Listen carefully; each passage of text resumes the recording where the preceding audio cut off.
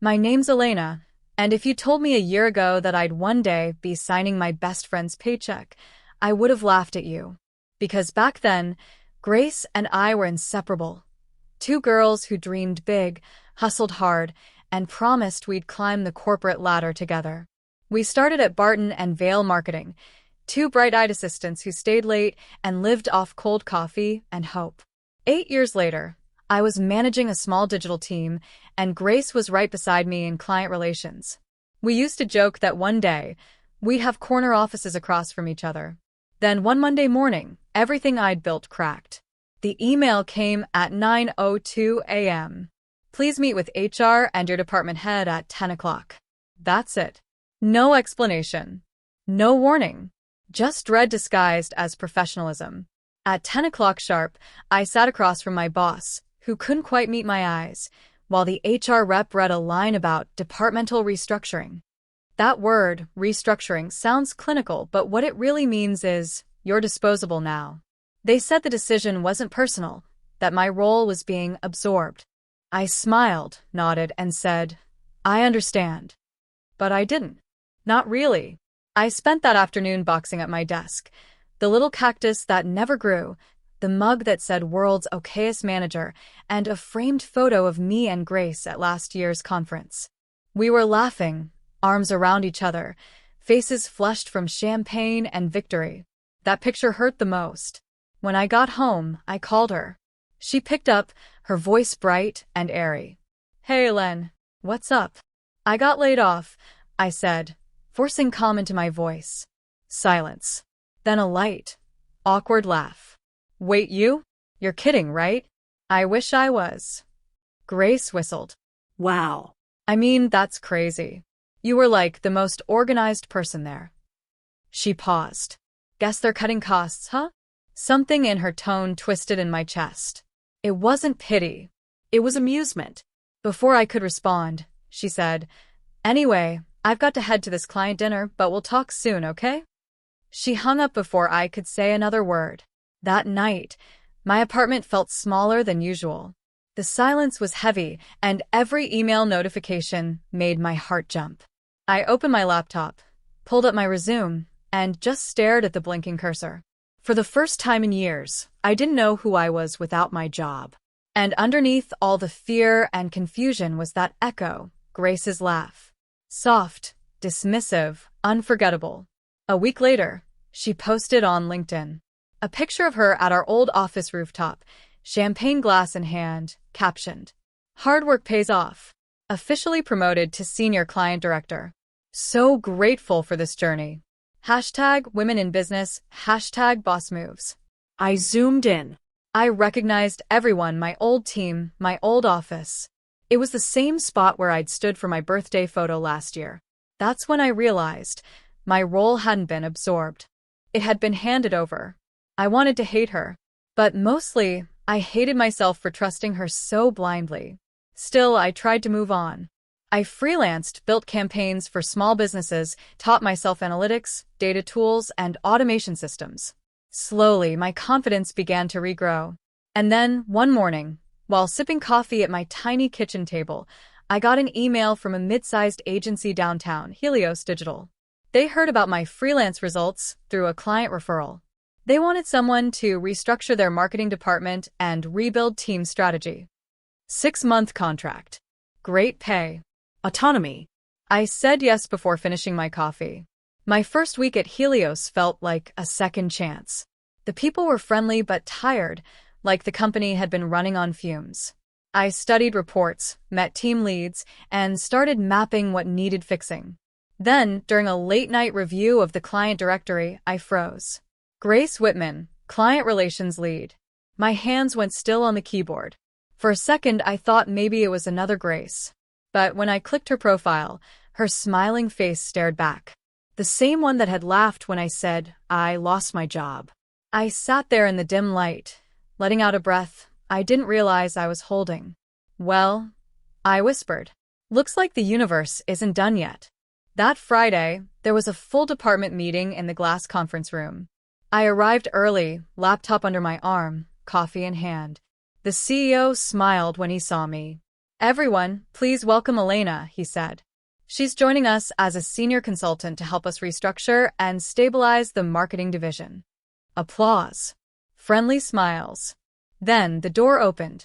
Grace walked in, fashionably late as always, her laughter carrying across the room. But the moment she saw me, her smile faltered. Elena, she said, her voice a little too sharp. I smiled softly. Hey, Grace. Small world. Her expression froze, just for a heartbeat, before she forced a polite grin. Wow. Didn't expect to see you here. I could say the same. And just like that, the balance had shifted. She didn't know it yet, but this time, I wasn't the one being replaced. You know how people say time heals everything? That's a lie. Time doesn't heal, clarity does. And sitting across from Grace in that conference room, I had more clarity than ever. I didn't need revenge. I just needed to watch her undo herself. The meeting went smoothly. Grace tried to keep her voice even, pretending nothing was off, but every time I spoke, she shifted in her chair, adjusting her necklace, her pen, her hair. Anything to avoid looking directly at me. It was interesting. After the meeting, our CEO, Mr. Halvorsen, pulled me aside. Elena, great input today, he said. The team's been struggling with internal communication. I want you to focus on rebuilding structure. We'll give you whatever you need. I smiled. Thank you. I'll start right away. Across the glass wall, Grace was laughing with two junior associates, loud and animated, but her eyes flicked toward me every few seconds. Like, she couldn't quite relax. Good. Over the next few weeks, I kept my head down and did what I do best. Fix what's broken. Helios was a mess beneath its glossy exterior. Deadlines missed, budgets scattered, team morale in the gutter. I reorganized workflows, streamlined reports, reconnected with clients who'd nearly left, and implemented systems the company didn't even know it needed. And quietly, word spread. Elena's project hit the client's KPIs 3 weeks early. Elena's strategy saved the quarter. Elena's team is killing it. Grace, meanwhile, seemed different. Her once effortless charm started cracking. She arrived late, missed follow-ups, and snapped at her interns. I noticed the small things, the way she lingered at my office door, pretending to just drop by. The way her smile faltered when Mr. Halvorsen asked for my opinion instead of hers. The same woman who once laughed when I packed my box now laughed nervously when I entered the room. One Thursday evening, as the office emptied, she stopped by my desk. Elena, she said, leaning on the partition, her perfume filling the air. You've been busy. I looked up. That's kind of the point, isn't it? She laughed, a little too high-pitched. Right. Just don't burn yourself out. Helios can be intense. Thanks for the advice, Grace. I smiled. But I think I'll be fine. Her lips tightened, polite but cold. Then she said, I heard you're presenting next week to the board. That's huge. It is, I said evenly. You'll be there too, right? Oh yeah. I handle the client side. She glanced away. Guess we'll be sharing the spotlight. I met her eyes. Guess we will. The next week came faster than expected. The boardroom was tense. Executives, charts, clickers, caffeine. I presented my proposal for restructuring the marketing division. Modern analytics, leaner teams, tighter client alignment. Halfway through, I noticed Grace shifting in her seat. When her turn came, she stumbled through slides, her data outdated, her tone defensive. Afterward, one of the board members whispered something to Mr. Halvorsen, who nodded slowly. And in that quiet moment, watching Grace's confidence crumble under her own unpreparedness, I realized something. Revenge didn't need to be loud. It could be quiet, graceful, professional, like gravity, inevitable, unseen, unstoppable. A week later, the CEO called me into his office. Elena, he said, motioning for me to sit. We've been reviewing your work and the feedback from the board. They're impressed, very impressed. We're expanding the department, and we'd like you to step in as Director of Strategy. For a second, I thought I misheard him. Director? I repeated.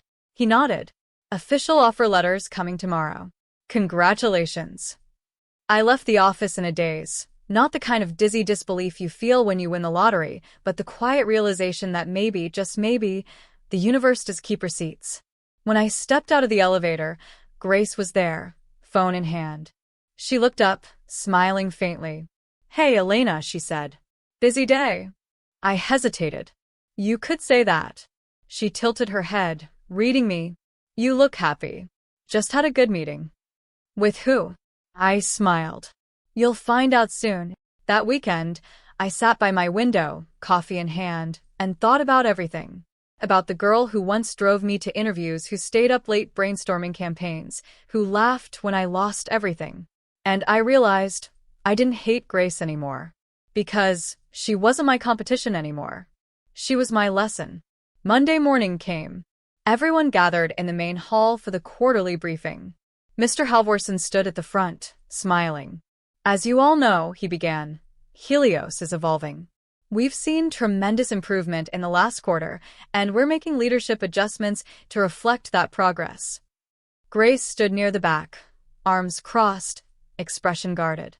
Halvorsen continued, "I'm pleased to announce that Elena Rivera will be stepping up as our new Director of Strategy, overseeing digital, client, and campaign integration moving forward." Applause erupted. People turned to me, smiling, clapping, some even cheering. Grace froze. Her face went pale, not angry, just stunned. Like her world had suddenly tilted. I met her eyes across the room. And I smiled, small, warm, forgiving. Because this time, I didn't need her validation. I didn't need her apology. All I needed was this quiet moment of poetic justice. When the meeting ended, she approached me, voice low. "Elena, congratulations." "Really?" "Thank you, Grace," I said gently. "I know this must be unexpected." She swallowed. "Yeah." "I didn't see it coming." "Neither did I said, pausing. "But life's funny that way, isn't it?" For a moment, she looked like she might cry. Her mascara glistened slightly under the fluorescent lights. Then she nodded, whispered something like, "Take care," and walked away. That was the last real conversation we ever had. Grace transferred departments a month later, and I never saw her again. Sometimes I still think about that girl who laughed on the phone when I lost everything, and about the one who walked away quietly when I rose again. Maybe she changed. Maybe she didn't. But I did. Because I learned that revenge doesn't always come with fireworks. Sometimes it just walks into a boardroom wearing a promotion badge. You ever notice how quiet moments carry the loudest echoes? I've spent weeks watching Grace scramble under invisible pressure, and every small misstep she made rang like a bell in my chest, not out of malice, but out of recognition. Recognition that the scales had shifted, and that subtle justice is far sweeter than shouting across a boardroom. I remember the first day I realized it. I wasn't just Elena the consultant anymore. I was Elena, Director of Strategy, the one leading projects, shaping decisions, holding the keys to success and influence in my department. Grace, who had once laughed at my loss, now had to answer to me. Not in a dramatic showdown, not in yelling, but in the quiet, controlled authority of someone who had earned every inch of their ground. The morning sunlight filtered through the tall Helios windows, catching dust motes like tiny sparks in the air. I stood at the edge of the conference room, reviewing campaign reports, my fingers tracing lines of data that only I could fully see and understand. Grace walked in, her heels clicking a nervous rhythm. She carried a folder, and I could see her breathing just a little faster than usual, a subtle tremor in confidence that no one else would notice. I greeted her with a smile. "Good morning, Grace. Let's review these projections." Her voice, usually so confident and light, wavered ever so slightly. "Of course, Elena." I updated the numbers as best I could. I nodded, picking up a pen. My tone was calm, professional, polite. "I can see that. There are a few areas where projections could be optimized. Let me show you a couple of adjustments that might strengthen the pitch." And that was it. Nothing dramatic. No gloating, no accusations, just competence, expertise, and quiet authority. Grace followed along, her lips pressing into a thin line. Every time she glanced up, There was a flicker of recognition. She knew I had surpassed her. She knew the tables had turned. I found myself reflecting in the quiet of my office later that day, looking out at the city skyline. I remembered the apartment where I had cried, where Grace had laughed, where my confidence had cracked and threatened to crumble.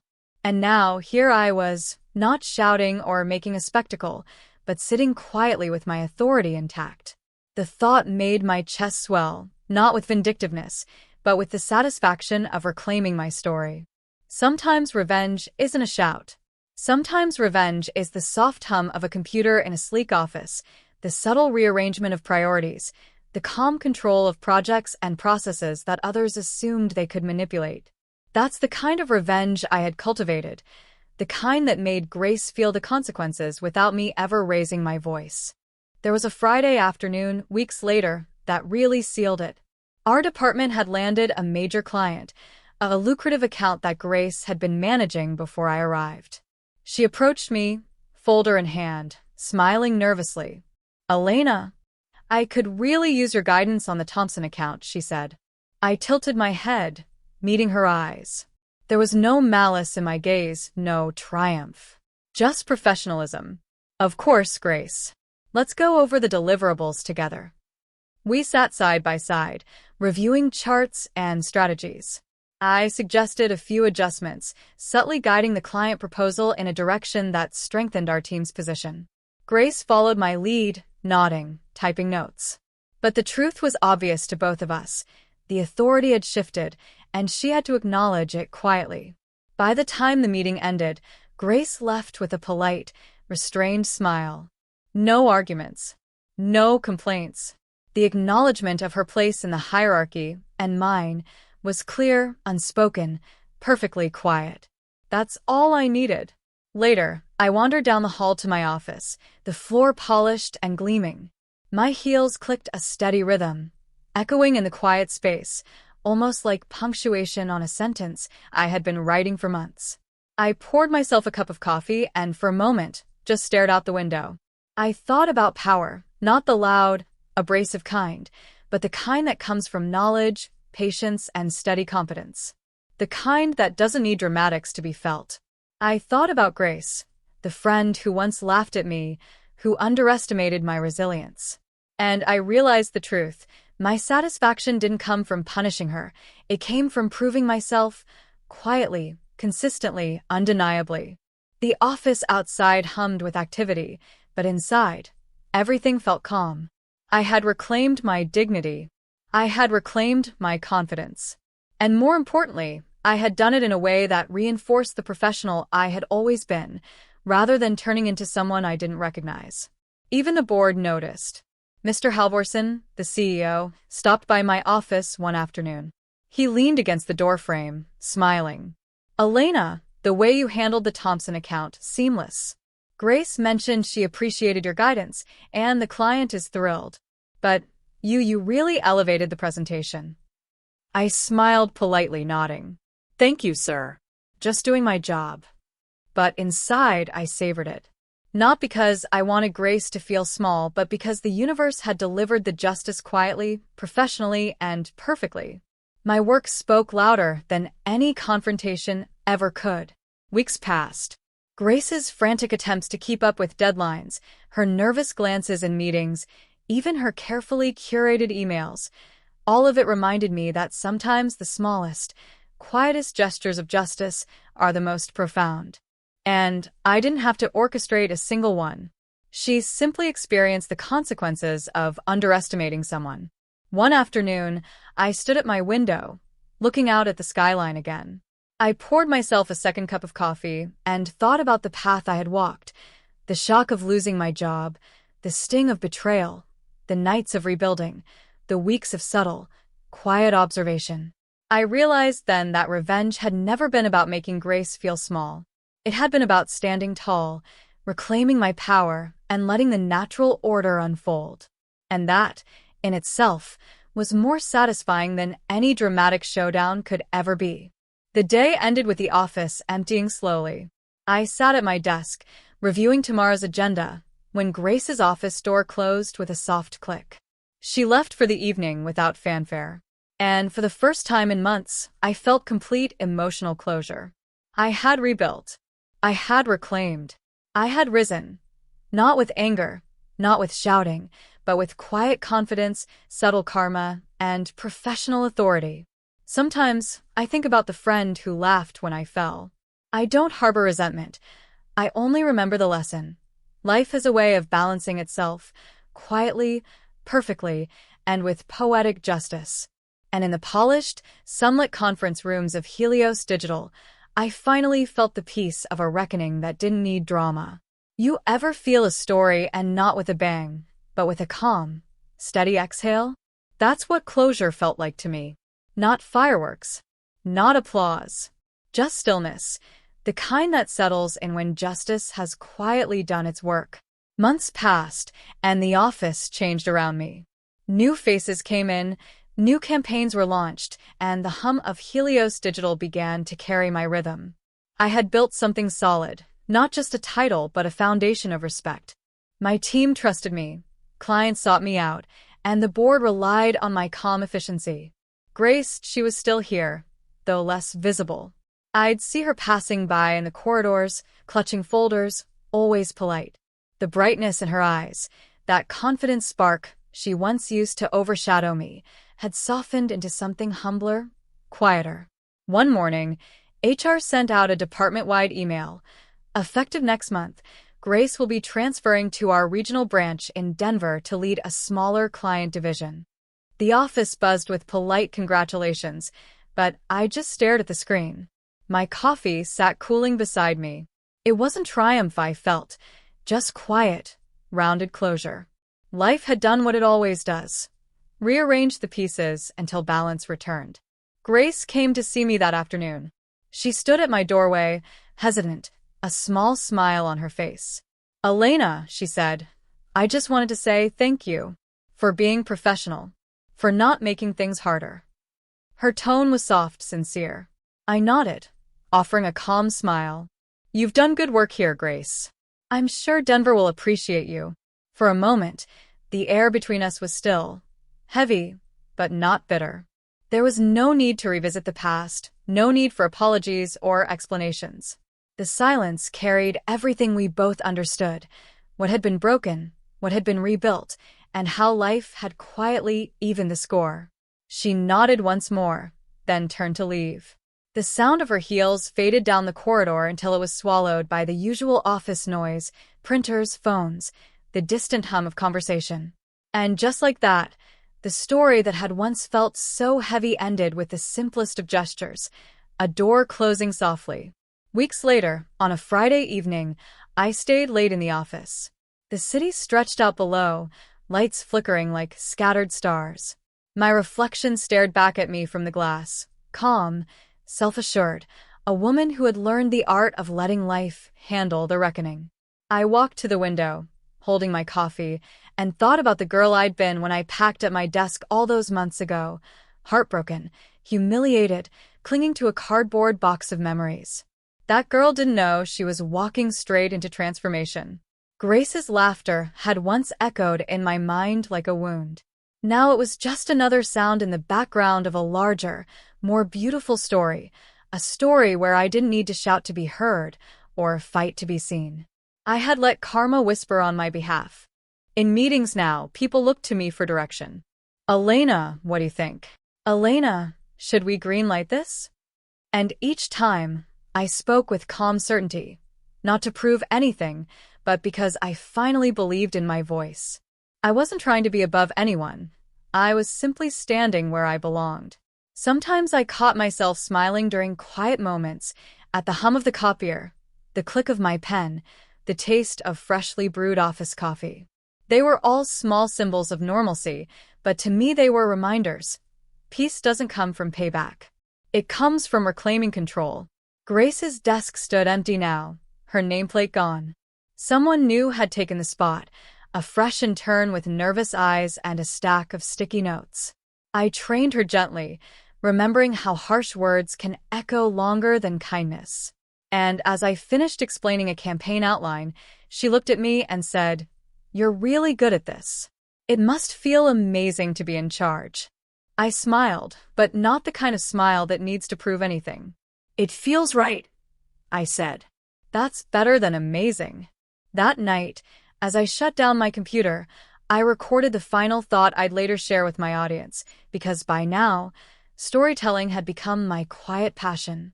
Sometimes, I said softly into the mic, revenge doesn't come dressed in anger. It comes dressed in peace. It walks quietly through the same halls where you once fell and reminds you, not every ending needs noise to be powerful. Some endings whisper. I stopped recording, saved the file, and leaned back in my chair. Outside, the skyline glowed like gold, and for the first time, I didn't feel the need to look back. The story had told itself, and I was finally free. I'm Elena, and that's how life turned my friends' laughter into my quiet victory.